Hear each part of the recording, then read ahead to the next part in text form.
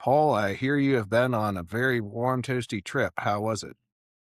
It was good. Yeah, I went away on a workcation. I'm not sure what you call it, but basically a trip without kids, without business meetings, but still with the intention of actually cracking the laptop and getting some deep work done. And I had kind of an interesting compass on this, which is uh, Katie, my wife, said that was totally fine with it and understood what the purpose was and to clear the mind. And she was going to do work and I was going to do work, but we were going to do work kind of on the beach. And so it was a charge your laptop as full as you can, and you get until the laptop runs out. So That's a good way once to do it. once the laptop runs out, you can't go back to you can't go plugging it in. You can't look for the palm tree that happens to have the outlet sitting on it. No, no. You get your beer cooler and your laptop, and as far as that goes, you get which also incidentally reminded me I have a crappy laptop. I need to get something with better battery life. 'Cause I think I Or was not. getting, Maybe that's a strategic decision. or maybe it is exactly right. If you get too new of one, then you just go all day long, and that's no good either. Yeah. Yep. And But that's the thing that I find sometimes, even with deep work, right? Like you can get deeper sometimes with pen and paper. Sometimes I'll take a notebook when I'm looking to do real like brainstorming and just brain dump. And you don't actually need a laptop, and sometimes it can distract. oh, the computer can be very distracting, incredibly distracting, no doubt. So, but for so in terms, so how did the work go? So, it was really really good, and I felt like I had not really gotten to that level in probably several years. Um, I really, and I would tell people just almost combatively, like, no, go away. I'm not here. Every time something popped up, I had my out of office and stuff set, but I really held to that. And after the first day, it was so good. I realized, oh, yeah, we talk about deep work and being people first and stuff, but I really need to start doing this on a regular basis. And that's not just the fact it was 80 degrees and on a beach and there was a cooler of beer sitting next to me. It was like, just incredibly cathartic to feel the result of an hour or 2 hours worth of focused thought and writing and going back and forth with my, thinking partner, Claude, about the stuff I was doing. And it would think, and I would think, and then it would talk, and we'd tear down the documents. And I, at some point, had to restore a bunch of stuff because it lost it in the chat and truncated a bunch of stuff. To take out this tracking, just sort of, freewheeling after 3 or 4 days. And it sure did, and then truncated a whole bunch of other stuff, said, "Oh, no." And so, anyway, we had this thing all week, this dance back and forth, thinking and talking, but, um, the thing that I was working on is really something I don't think you could do without a period of time like that. I just don't think you can really get an end-to-end feature update, or you might be doing some sort of corporate strategy or looking at numbers at the end of the year. I don't think in our position with as many things that is pulling on us, I don't think you can do that without doing that sort of week. And it doesn't have to be on the beach, but It something has where to be you just separate, like the mental block it off. space. I mean, if for me, I have to actually, it takes a while to get up to speed, right? Like I'm so used to being reactive and twitching to my phone and checking my email to see if there's a new one.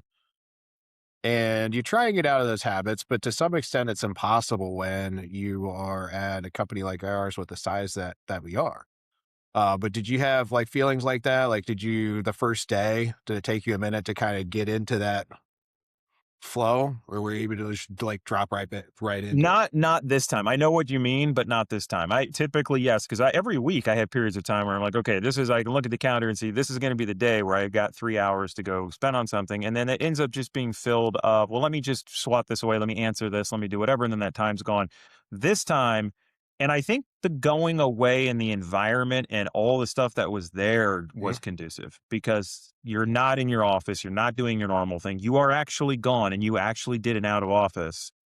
So, yes, to your point, it is different, and that the trappings and the environment were conducive to just letting me fall right in from the first hour on. Okay, here we go. I've been putting off some stuff that just takes too long, or I can't get into. Let's just throw everything away.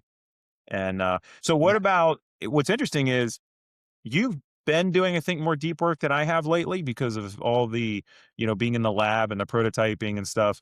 Um, I saw where recently you popped up and were answering a string of kind of in the moment or emails and things that had come up in the past, which is interesting to me. Is that like, I don't have a lot of that because I am answering stuff all the time, which is a problem.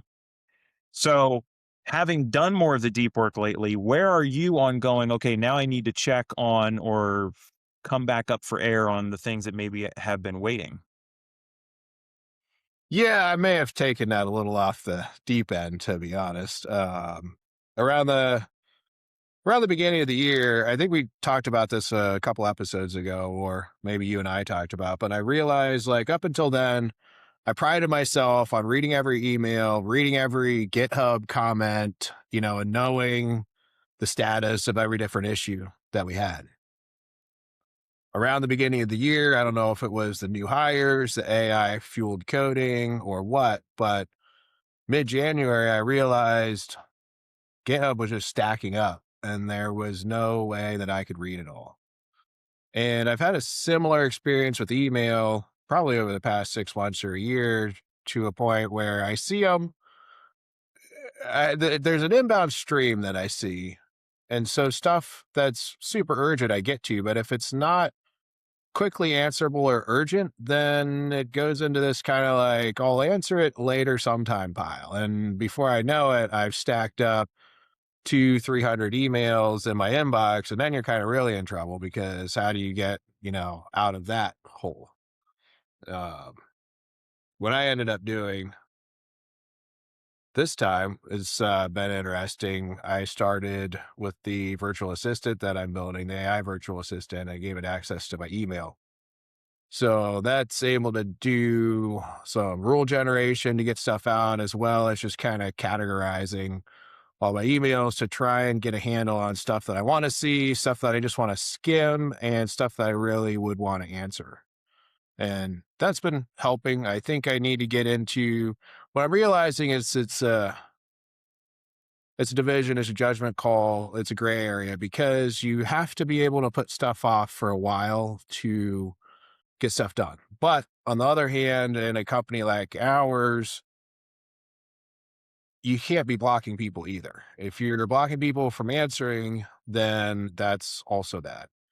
And the solution to that is twofold, right? Like some of those things, maybe you shouldn't be the decision point anyway. So that's one way to handle that. But other ones, you do have to have a regular review.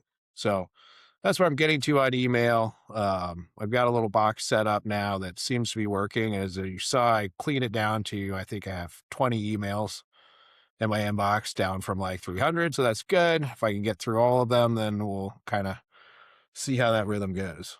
Yeah, it's so we're tying together here things we've talked about a lot, like delegation.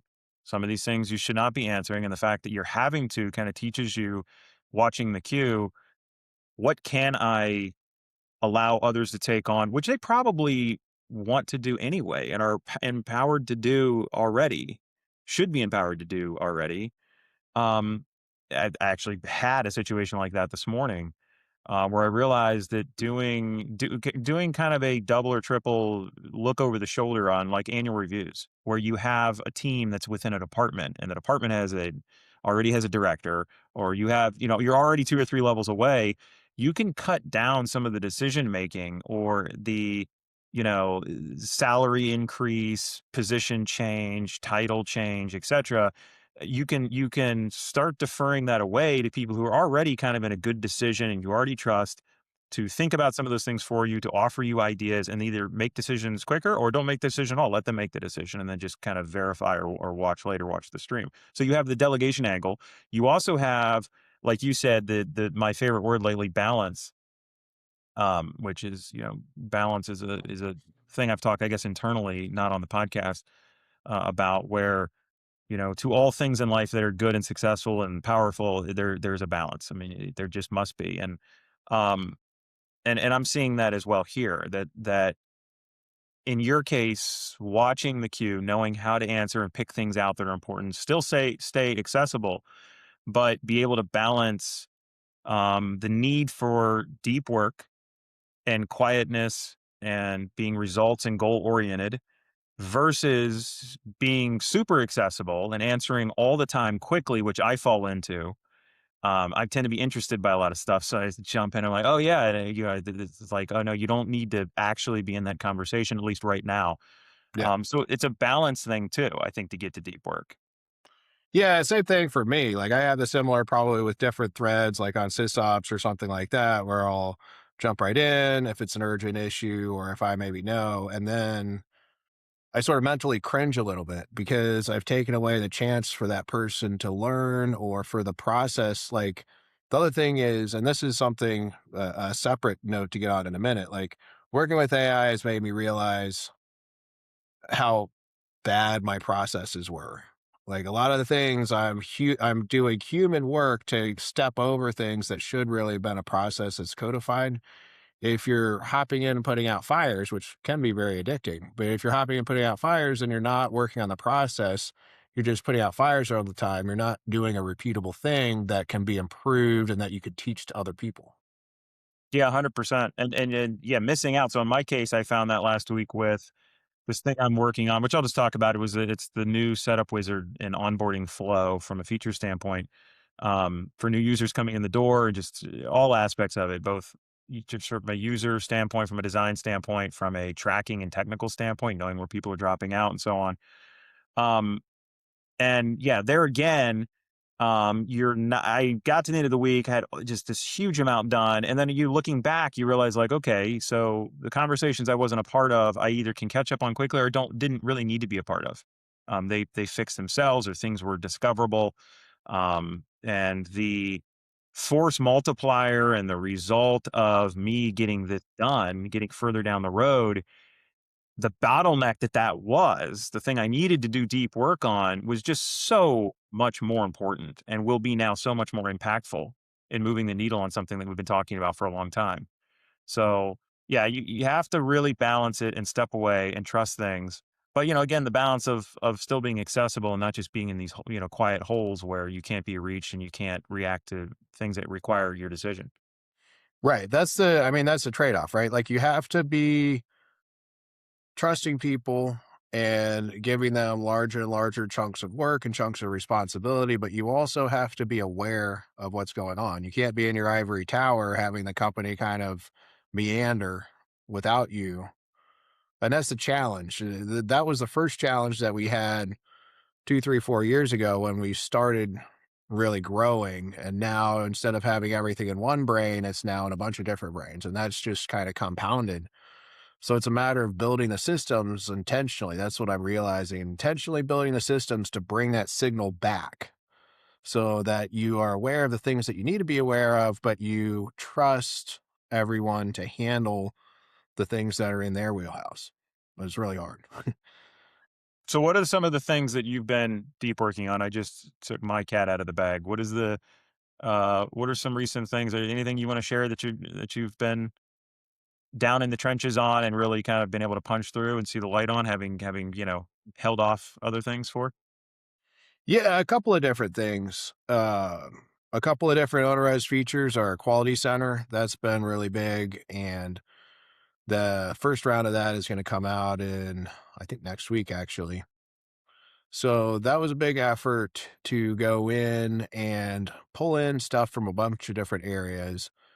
And it ended up being something where we couldn't really design it up front. We had a idea of where we wanted to go, but you had to feel it and touch it and push it in different directions to get an idea of what was sufficient for V1. I think we went about 10 times farther than we intended to go in V1. We were just going to do a very small one, and we were like, well, all this stuff actually needs to be in here to fit together properly. And then that shows a bunch of promise for V2 and V3 after that. But even the V1 ended up being quite large. Yeah, well, they That hit good. We talk about hitting good. I think that's where, and the deep work is where that comes out, where you're not just doing something to spec, but you're really taking the time to think and polish it off. You get some scope creep, but then some of that deep work kind of brings that out. I know it did in the preparation of the stuff I did last week. So yeah, sorry to Yeah. interject. That's it. No, yeah, for sure. So that's that. Follow on Airbnb stuff will be in the quality center even more than it is now. But the other thing that I've been working on is my Friday virtual assistant, which, first of all, the interesting thing doing this, there's a lot of promise in AI, but I'm also realizing this whole SaaS apocalypse, AI is going to kill software narrative is a little bit overblown, shall we say. Actually, probably a lot overblown, because what you realize, to get anything done at an enterprise level, it's all about working with data. You have to have the data, you have to process the data.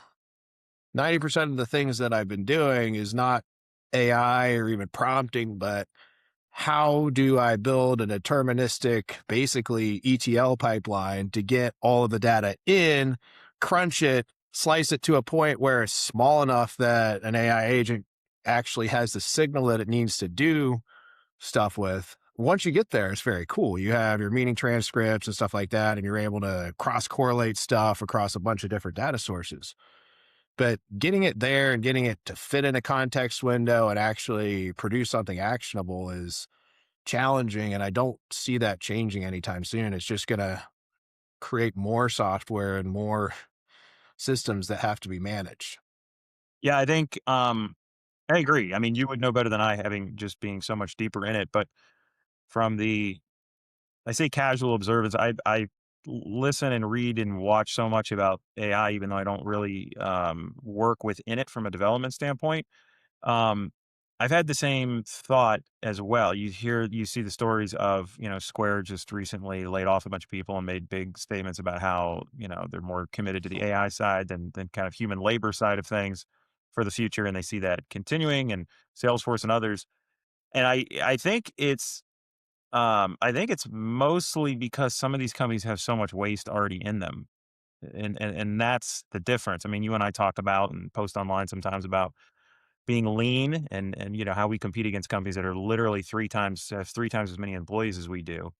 Or companies that are bigger than ours, but not 10x our revenue, would have 10x our employee numbers. And we comment sometimes about the difference in leanness and efficiency. And I think AI is coming for that. I think there's definitely, you hear, Jack at Square and to some of these other companies, markets at Salesforce, talk about, well, what we're seeing out of so little. And I think some of that's the reflection of being in the big building with 1,000 more employees than you maybe didn't not need before, but now very much do not need or won't need coming up. And that's where you're seeing, Right. it happen. It's not Well, necessarily at a, SaaS apocalypse.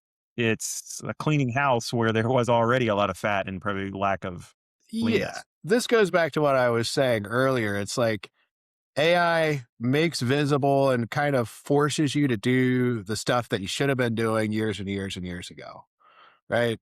Like maybe you're not Elon walking into Twitter firing half of the staff, or what did he fire? Like 90% of the staff, right? But that's basically what should be done in a lot of these companies, right? And somebody like Jack, like, no offense, but you have the balls to actually do the thing instead of blaming it on AI, because it's not really an AI problem. It's a overhiring, stacking in a couple of different companies, and then not condensing. Like that's the problem. Yeah, 100%. 100%. I mean, I always had this kind of knee jerk feeling before. I mean, I don't really know the data or the inner workings, but when you see an Amazon or you see some big company that is literally, it's not even year by year. It's like, in some cases, it almost feels like quarter by quarter going, well, we've eliminated 20,000 jobs and we're doing this, we're dry, maybe because the street is demanding it because of their numbers or whatever, but they're dropping a whole bunch of jobs, and the outlook's not what it was, or there's something that they had on their growth trajectory they're no longer doing and they're giving up on. And so there's just, and it's usually in the thousands, single digit, maybe sometimes double digit thousands of jobs. You had that Microsoft bloodbath there. And then it's like, well, no, AI is called for it or the investment or whatever else. And 3 quarters later, it's like, oh, we're hiring bigger than ever. And we have data centers, just going nuts. And no, there's this huge, we expect to have, it's like, how can you possibly efficiently know what your workforce is doing and get good results? How do you have any sense of leanness at all, any chance at it when you are dealing with this kind of turnover and difference in growth and employee size? I mean, that's just, I mean, quarter by quarter, or at least half by half sometimes. I mean, when the numbers are that different, there's always kind of been an obvious point there to be made about you were obviously not, getting the juice out of whatever you're squeezing correctly. Yeah, there's a lot of overhead. That is where AI does come into play, I think. It allows you to get into some of those middle manager roles, right? Like everybody's talking about how AI is going to replace programmers and replace doing other kinds of white collar stuff. I think the middle is where it's going to be most effective in kind of compressing things because you can do those, you can pick up stuff that's falling in the cracks. You can do those overall correlations and analytics and roll ups, which ultimately, I mean, it's kind of like the office space job of, taking the requirements from the customer to give to the developer or taking, the output of the developer to give to the higher ups, in management, right? Like there's less need for that when you have AI able to crunch and summarize and do the things that it does. So here's another thing I was thinking on last week when it comes to deep work. Um, you would think at first blush that deep work is easier to do in a remote company because everyone's at their house, in their own office, co-working space, whatever. Everyone's separate. So things must be more quiet. Things must be more conducive to deep work, to just being on your own and being mission oriented and checklist oriented and just getting down the road on whatever it is you're doing. I don't think that's true. I think that it's actually harder in a certain sense to do deep work. Now, I'm, subject to my own experiences and the places I've worked, but in the buildings I've worked in, there seems to have been talking about in person, buildings where everybody was there. Some of these are big, soulless government, downtown buildings, and other ones are, little outposts. But um, I feel like the remote style jobs, the remote style ecosystem is way more conducive to or encouraging of people reaching out and bothering each other more. I don't know. I'm not 100% convinced either way, but I get the feeling that there's some sort of like diametrically opposed structure between everyone being remote and people actually trying or feeling like they need to reach out and ask more questions and chat more, and there's less opportunity for deep work. Well, yeah, I mean, I think one of it is I am, right? Like if you're in the cubicle 3 doors down and across the hall to I am the other guy instead of getting up is like kind of feels weird, but you're also a little bit too lazy to get up and walk over to the cube and actually interrupt him, which it's an interruption. So I think that is a little difference and provides a different boundary. There's also even in offices, right? You're in different locations, you're in different areas. So you might be there, but you don't necessarily have a bunch of people on the same team in a bullpen reaching over and just yelling at you. Although I do remember a couple of situations like that where, you put your headphones on instead and you actually do I am the person next to you. But I think another element of it does go back to what you were saying about getting away. When you're at home, you're at the place where you do personal stuff. When you have an office that you're going to, that's a different context. So sometimes those can overlap a little bit. Sometimes just being in a different place can help you have a mental reset. That's a great point. I mean, in some cases, the remote work, the distraction or lack of deep work is from your own environment. It's not even IM or chat. Although we do see those. So, well, interesting. So we should probably note at some point, deep work is also not our term. It's a well known industry term and book by Cal Newport, the an MIT computer scientist, who's written a lot of great stuff. But we love we put on our website, if you're interested in working at OwnerRes, that is something we value in addition to a bunch of other things. So we aspire more and more as much as we can to deep work and creating that space because yeah, a lot of good stuff happens. And last week on the beach, I got to finally see that, I think, for the first time in a couple of years. Just maybe taking it to the extreme, an entire week blocked off. But I'm gonna look to do that, I think, more in the future. Yeah, it's definitely something that's very conducive, and it's something that I need to do for maybe a different reason, because I've realized that for me at least, there's multiple kinds of deep work. There is building, like R&D, kind of a coding session where you're in hacking on something. And that's a completely different kind of deep work than making space for something, thinking, designing, planning through something like you were talking about. And so I've gone from less interruption now to kind of more focus, but also it's very easy and addictive to drive into that and just keep building a thing when that's not the highest leverage thing that you need to do. It's the planning and the thinking. So some of that getting away, having the time bombed laptop, et cetera, really would help me to get to that level as well. So, Cal, wherever you're at, thanks for the great concept and all the other stuff he's done as well. Has been he's a great writer if you're of that mind.